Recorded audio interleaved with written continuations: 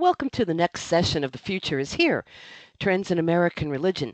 And today we're going to be looking at denominational realignment and growing religious polarization in our society. As we start with lighting our virtual chalice, I want to read a few words by Margaret Wheatley, organizational development consultant, and she says, relationships are all there is. Everything in the universe only exists because it is in relationship to everything else. Nothing exists in isolation, and we have to stop pretending that we are individuals who can go it alone. And so, and so we light our virtual chalice. Well, as I said, today is Module 6, Denominational Realignments and Social Polarization. We're also going to be examining how some of the changes in social patterns are affecting certain denominations, some maybe a bit more than others. Now, the next session is going to look at new patterns in congregational life that have been rising in response to all of these changes in family life and all of these changes in religious expectations that we've been talking about.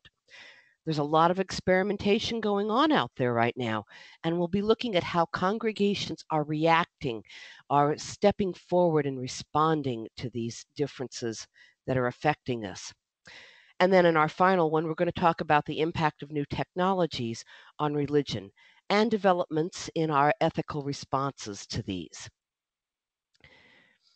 As always, please remember that there is a bibliography on the course materials page for further reading. Now, before we get into realignment and polarization, I want to say a few words about changing patterns of marriage and family life, also declining family religious socialization trends, and what to do with the aging baby boomers like myself. These trends all play into anxiety in all of our American congregations, which in turn feeds polarization and denominational realignments.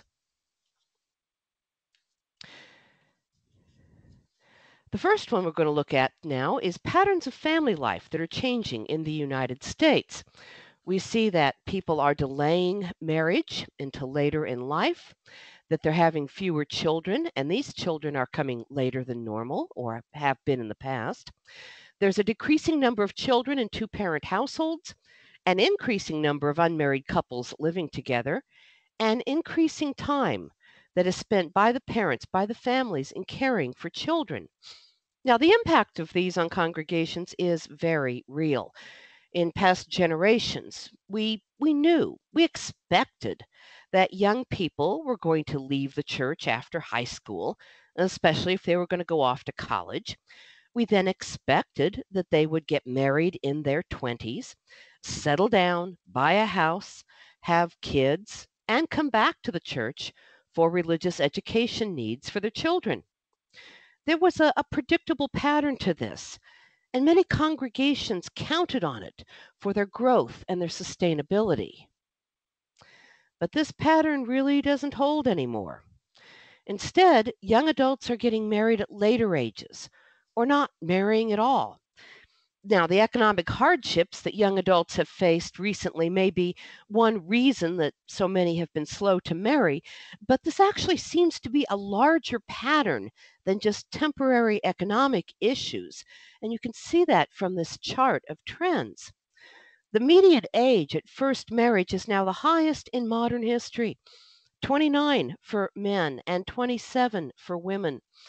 A Pew report from 2014 noted that millennials were far less likely to be married than the groups that preceded them when between the ages of 18 and 32. Only 26% of the millennial young adults are married at these ages. At the same age range, 36% of the Gen Xers, 48% of baby boomers, and 65% of the silent generation folk were married at that age. And young adults, both millennials and the older Gen Xers, were and are having children at later ages, in their mid-30s. The average age for starting a family now is 34, and they're having fewer children, except for some immigrant groups, of course. But even these immigrant groups are having fewer children in the second and third generations. And younger families have increasingly busy lives. The trend, of course, is that both parents now work. Saturdays are for various kinds of lessons and errands and school activities and even extended classes for some. Sunday is often the only family time available, and even that is taken up with soccer and softball and more. Now, these are very significant generational changes, and they began in the early 1990s among younger generations, and these are now influencing norms in society as a whole, including the norms of the older generations. And these trends are having a significant impact on those denominations with a distinct life cycle approach to faith formation and church life.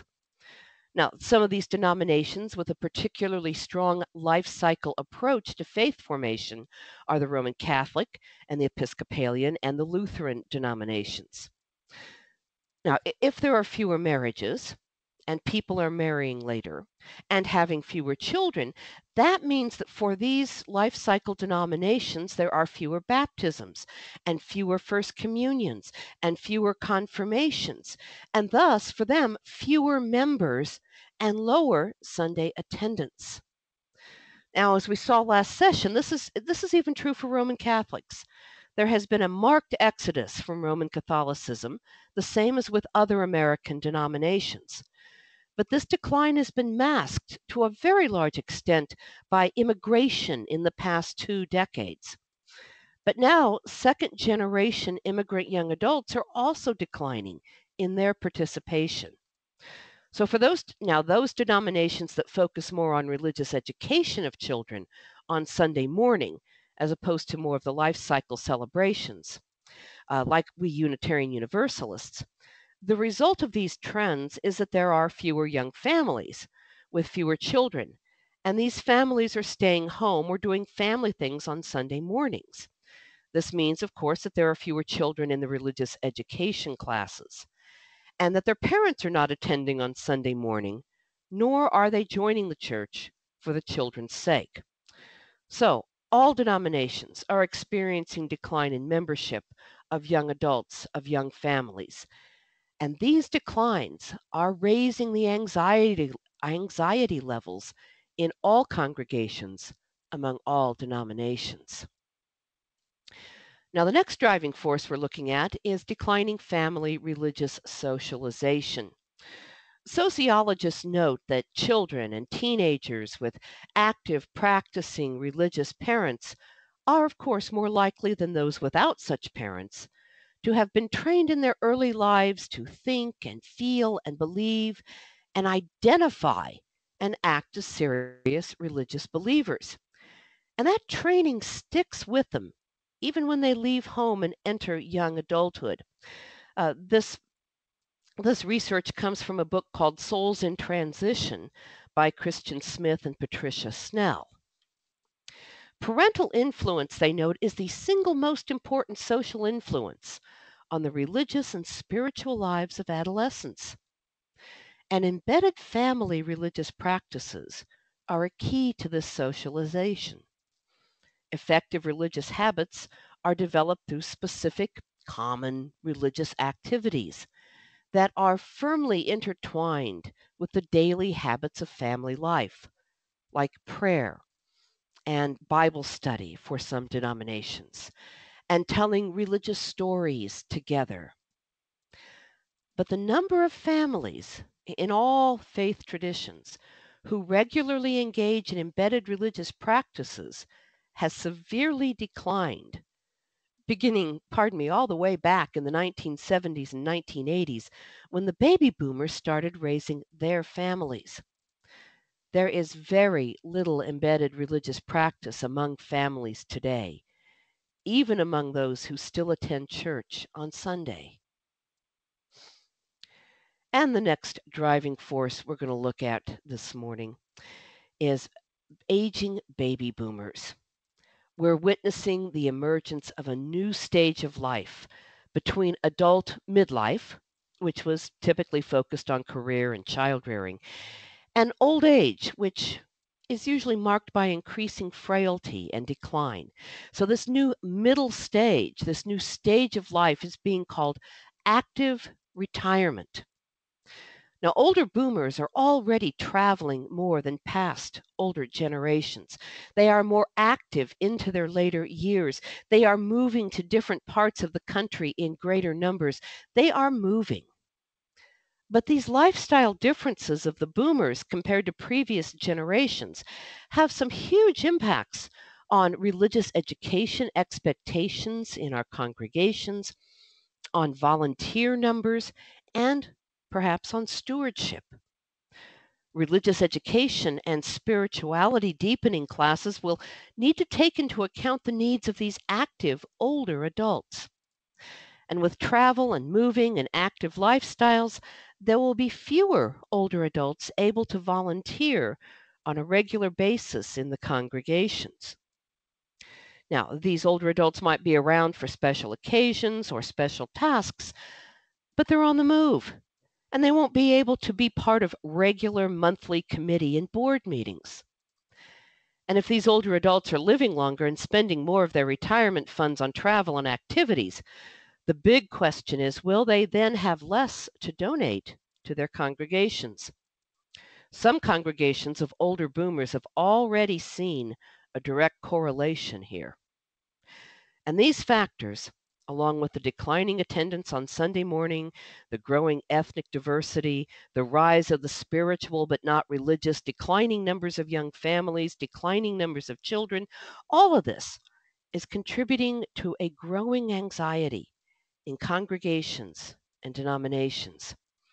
And this anxiety greatly raises the stakes when it comes to those discussions around differences in social values and ethics and other life issues. Differences in social views that used to be tolerated and absorbed within larger congregational life under broad denominational umbrellas have now become flashpoints of conflict. And these conflicts are creating denominational realignments, a phenomena in which individual congregations leave their home denomination and align with another.